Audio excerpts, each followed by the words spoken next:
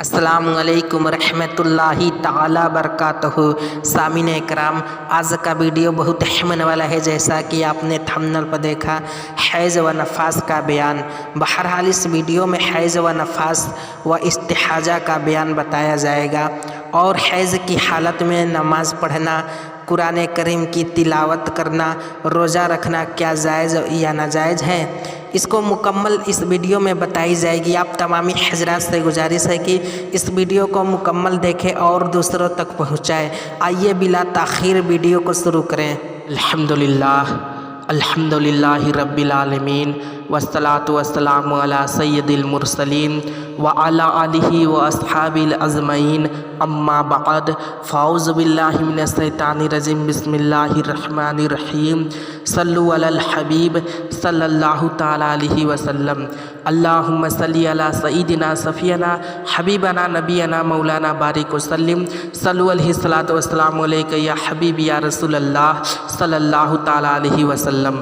حیض کا بیان۔ حیض کی تعریف۔ حیض کسے کہتے ہیں؟ بالغہ عورت کے آگے کے مقام سے جو خون عادی طور پر نکلتا ہے اور بیماری بچہ ہونے کی وجہ سے نہ ہو، اسے حیض کہتے ہیں، اور بیماری سے ہو تو استحاضہ، اور بچہ پیدا ہونے کے بعد ہو تو نفاس کہتے ہیں۔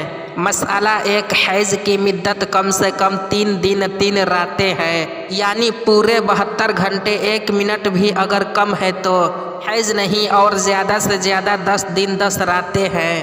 مسئلہ 2، 72 گھنٹے کے ذرہ بھی پہلے ختم ہو جائے تو حیض نہیں بلکہ استحاضہ ہے۔ ہاں، اگر صبح کو کرن چمکتے ہی شروع ہوا اور 3 دن 3 راتیں پوری ہو کر کرن چمکنے ہی کے وقت ختم ہوا تو حیض ہے، اور اس صورت میں 72 گھنٹہ پورا ہونا ضروری نہیں، البتہ کسی اور وقت شروع ہو تو گھنٹے ہی سے شمار ہوگا، اور 24 گھنٹہ کا 1 دن 1 رات لیا جائے گا بہار شریعت وغیرہ۔ مسئلہ 3، 10 دن 10 رات سے کچھ زیادہ خون آیا تو اگر یہ حیض پہلی مرتبہ سے آیا، یعنی پہلی بار آیا ہے تو 10 دن تک حیض ہے، بعد کا استحاضہ، اور اگر اسے پہلے حیض آئے ہیں تو اور عادت 10 دن 10 رات کے کم کے تھی تو عادت سے جتنا زیادہ ہوا استحاضہ ہے۔ اسے یوں سمجھو کہ 5 دن کی عادت تھی، اب آیا 10 دن تو کل حیض ہے، اور 12 دن آیا تو 5 دن کے حیض کے، باقی 7 دن استحاضہ کے، اور اگر ایک حالت مقرر نہ تھی بلکہ کبھی 4 دن کبھی 5 دن آیا تو پچھلی بار جتنے دن آیا اتنے ہی دن حیض کے سمجھے جائے، باقی استحاضہ ہے۔ مسئلہ 4، یہ ضروری نہیں کہ مدت ہی میں خون جاری رہے جب بھی حیض ہو، بلکہ اگر بعض وقت آئے جب بھی حیض ہے۔ حیض آنے کی عمر، کم سے کم 9 برس کے عمر تک حیض شروع ہوگا، اور انتہائی عمر حیض آنے کی 55 سال تک ہے، یعنی کم سے کم 9 سال کی عمر تک حیض شروع ہو جاتا ہے، اور کم سے کم 55 سال کی عمر تک حیض ختم بھی ہو جاتا ہے۔ اس عمر والی یعنی 9 سال کی عمر والی کو عاصہ کہتے ہیں، اور اس عمر کو یعنی 55 سال کے بعد شلنیاس کہتے ہیں۔ مسئلہ 5، 9 برس کے کم میں خون آیا تو اسے استحاضہ کہتے ہیں۔ یوں ہی 55 سال کے بعد جو خون آئے وہ استحاضہ ہے۔ اگر 55 سال کے بعد خالص خون آئے یا جیسا پہلے آتا تھا اگر اسی رنگ کا آئے تو حیض کہتے ہیں۔ مسئلہ 6، اگر حمل والی عورتوں کو جو خون آیا وہ استحاضہ ہے۔ یوں ہی بچہ پیدا ہوتے وقت جو خون آیا، اور اگر ابھی بچہ آدھے سے زیادہ باہر نہیں نکلا تو وہ استحاضہ ہے۔ مسئلہ 7، 2 حیضوں کے درمیان کم سے کم 15 دن کا فاصلہ ضروری ہے۔ یوں ہی نفاس حیض کے درمیان بھی 15 دن کا فاصلہ ضروری ہے، تو اگر نفاس ختم ہونے کے بعد 15 دن بھی پورے نہ ہوئے تھے کہ خون آیا تو یہ استحاضہ ہے۔ مسئلہ 8، حیض اس وقت شمار کیا جائے گا جبکہ خون فرض خارج میں آ گیا، تو اگر کوئی کپڑا رکھ لیا ہے جس کی وجہ سے خون فریض خارج میں نہیں آیا، داخل ہی میں رکا رہا تو جب تک کپڑا نہ نکالے کہ حیض والی نہ ہوگی، نمازیں پڑھے گی، روزہ رکھے گی۔ حیض کی رنگ مسئلہ 9۔ حیض یعنی ماہواری کا 6 رنگ ہے: سیاہ، سرخ، سبز، زرد، گدلا، مٹی و سفید رنگ کی رطوبت حیض نہیں۔ مسئلہ 10 دن کے اندر رطوبت میں ذرہ بھی ملاپن ہے تو وہ حیض ہے، اور اگر 10 دن 10 رات کے بعد بھی ملاپن باقی ہے عادت والی کے لیے، جو دن عادت والی ہے اتنے دن حیض کے، اور عادت کے بعد والے استحاجہ، اور اگر کچھ عادت نہیں تو 10 دن 10 رات حیض ہے اور باقی استحاجہ ہے۔ مسئلہ 11، جس عورت کو عمر بھر خون آیا ہی نہیں یا آیا مگر 3 دن سے کم آیا تو عمر بھر پاک ہی رہی، اور اگر ایک بار 3 دن 3 رات خون آیا پھر کبھی نہ آیا تو وہ فقط 3 دن 3 رات حیض ہے، باقی ہمیشہ کے لیے پاک۔ نفاس کا بیان۔ نفاس کی تعریف اور مدت یعنی دن۔ نفاس یعنی وہ خون جو بچہ جننے کے بعد آتا ہے، اس کی کمی کی جانب کوئی مدت مقرر نہیں۔ آدھے سے زیادہ بچہ نکلنے کے بعد ایک آن بھی خون آیا تو نفاس ہے، اور زیادہ سے زیادہ وہ نفاس کا زمانہ 40 دن 40 رات ہے۔ مسئلہ 12، نفاس کا شمار اس وقت سے ہوگا جب کہ آدھے سے زیادہ بچہ نکل آیا۔ ایک ضروری بات اس بیان میں جہاں لفظ بچہ آئے گا اس کا مطلب آدھے سے زیادہ بچہ باہر آ جانا ہے۔ مسئلہ 13، کسی کو 40 دن سے زیادہ خون آیا تو اس کے اگر پہلی بار بچہ پیدا ہوا ہے یا یہ یاد نہیں کہ اس سے پہلے بچہ پیدا ہونے میں کتنے دن خون آیا تھا تو ان دونوں صورتوں میں 40ویں دن رات نفاس ہے، باقی استحاجہ۔ اور جو پہلی عادت معلوم ہے تو عادت کے دنوں تک نفاس ہے، اور جتنا دن زیادہ آیا وہ استحاجہ ہے۔ جیسے عادت 3 دن تھی، اس بار 45 دن آیا تو 3 دن نفاس کے ہیں اور 15 دن استحاجہ کے۔ مسئلہ 14، جو بچہ پیدا ہونے سے پہلے خون آیا وہ نفاس نہیں بلکہ استحاجہ ہے، اگرچہ بچہ آدھا باہر آ گیا ہو۔ مسئلہ 15، حمل سقط ہونے سے پہلے کچھ خون آیا کچھ بعد تو پہلے والا استحاجہ بعد والا نفاس ہے، لیکن یہ اس صورت میں ہے جب کوئی عجوباً چکا ہو ورنہ پہلے والا۔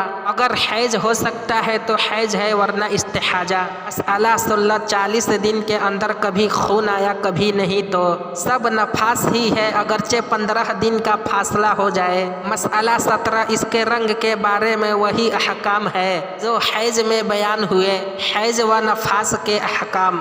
مسئلہ 18، حیض و نفاس والی عورتوں کے لیے نماز پڑھنا یا روزہ رکھنا حرام ہے۔ مسئلہ 19، ان وقتوں میں نمازیں معاف ہیں، ان کی قضا بھی نہیں، البتہ روزوں کی قضا اور دنوں میں رکھنا فرض ہے۔ مسئلہ 20، نماز کے وقت میں وضو کر کے اتنی دیر تک ذکر الہی، درود شریف اور دوسرے وظیفے پڑھ لیا کرے جتنی دیر نماز پڑھا کرتی تھی، تاکہ نماز پڑھنے کی عادت بنی رہے۔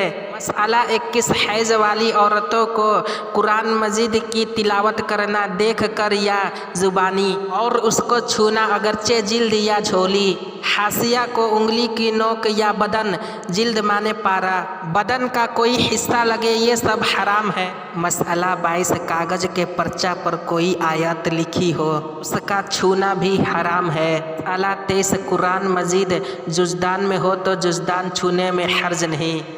مسئلہ 24، اس حالت میں قرآن مجید اور دینی کتابوں کے چھونے سے سب احکام وہی ہے جو غسل والے کے لیے ہے، جس کا بیان غسل کے بیان میں دیا گیا ہے۔ مسئلہ 25، معلمہ یعنی جو عورت عالم ہے اس کا حیض و نفاس ہو تو ایک ایک کلمہ سانس توڑ توڑ کر پڑھا دے، اور حفظ کرانے میں کوئی حرج نہیں۔ مسئلہ 26، اس حالت میں دعائے قنوت پڑھنا مکروہ ہے۔ مسئلہ 27، قرآن مجید کے علاوہ اور تمام ذکر، کلمہ شریف، درود شریف پڑھنا بلا کراہت جائز ہے بلکہ مستحب ہے، وضو یا کلی کر کے پڑھنا بہتر ہے، اور ویسے بھی پڑھے تو حرج نہیں، اور ان کے چھونے میں بھی حرج نہیں۔ مسئلہ 28، جماع اس حالت میں حرام ہے، یعنی اس حالت میں صحبت حرام ہے، لیٹنے بیٹھنے، کھانے پینے اور بوسہ لینے میں حرج نہیں۔ استحاجہ کا بیان، استحاجہ کی تعریف اور حکم، وہ خون جو عورت کی آگے کے مقام سے نکلے اور حیض و نفاس کے نہ ہو تو وہ استحاجہ ہے۔ مسئلہ 29، استحاجہ میں نہ نماز معاف ہے نہ روزہ معاف ہے، نہ ایسی عورت سے جنابت حرام ہے یعنی صحبت حرام نہیں ہے۔ مسئلہ 30، استحاجہ اگر اس حد تک پہنچ گیا کہ اتنی مہلت نہیں ملتی کہ وضو کر کے فرض نماز ادا کر سکے تو نماز کا پورا ایک وقت شروع سے آخر تک اسی حالت میں گزر جانے پر اس کو معذور کہا جائے گا۔ ایک وضو سے اس وقت میں جتنی چاہے نماز پڑھے، خون آنے سے اس ایک پورے وقت کے اندر تک وضو نہ جائے گا۔ مسئلہ 31، اگر کپڑا وغیرہ رکھ کر اتنی دیر تک خون رک سکتی ہے کہ وضو کر کے نماز پڑھ لے، معذور نہیں، معذور یعنی مجبوری۔ سامعین اکرام، یہ رہا حیض و نفاس و استحاجہ کا بیان۔ انشاءاللہ العزیز کل کے ویڈیو میں معذور کا بیان دیا جائے گا۔ آپ تمامی حضرات سے گزارش ہے کہ تب تک کے لیے اس ویڈیو کو دوسروں تک پہنچائیں صدقہ جاریہ سمجھ کر۔ صلی اللہ علی النبی امہ و صلی اللہ علیہ وسلم۔ الصلاۃ والسلام علیک یا رسول اللہ صلی اللہ تعالیٰ علیہ وسلم۔ برادران ملت اسلام، جیسا کہ آپ تمامی حضرات کو معلوم ہے کہ ہمارے چینل پر ہر روز ویڈیو ڈالی جاتی ہے جو قرآن و حدیث کے روشنی پر ہوتا ہے۔ آپ تمامی حضرات سے گزارش ہے کہ اس میں جو خامیاں غلطیاں ہو تو آپ اصلاح کرنے کی کوشش کریں، کومنٹ میں یا Instagram per. Instagram I D Abdul Ghani Qadri Rizvi ہے، اس لیے کہ ہم لوگ بھی اشرف المخلوقات ہیں، ہمارا زبان بھی پھسل سکتا ہے۔ اور جو حضرات ہمارے چینل کو پہلی مرتبہ دیکھ رہے ہیں ان سے گزارش ہے کہ ہمارے چینل کو سبسکرائب و لائک اور کومنٹ کریں جو بھی سوال ہو انشاءاللہ العزیز اگلے ویڈیو میں جواب دیا جائے گا۔